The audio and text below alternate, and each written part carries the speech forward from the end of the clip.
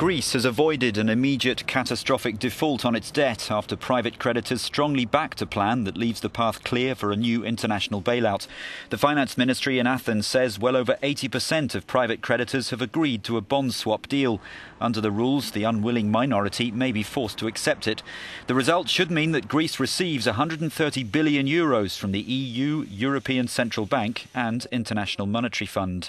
It's more than expected, I think, and I think it's a resounding success. It is very important, not the transaction per se, but the fact that this is the beginning of a restoration of confidence in the economy.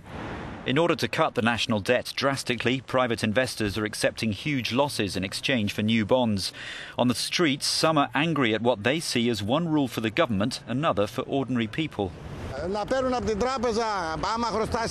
They chase people for owing €100 to a bank, yet those who owe billions are exempt. Aren't they ashamed of themselves? I spit on them.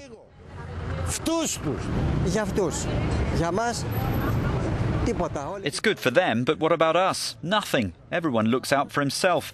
In a while, people will be on the streets. Do you know there are more than 2,000 homeless?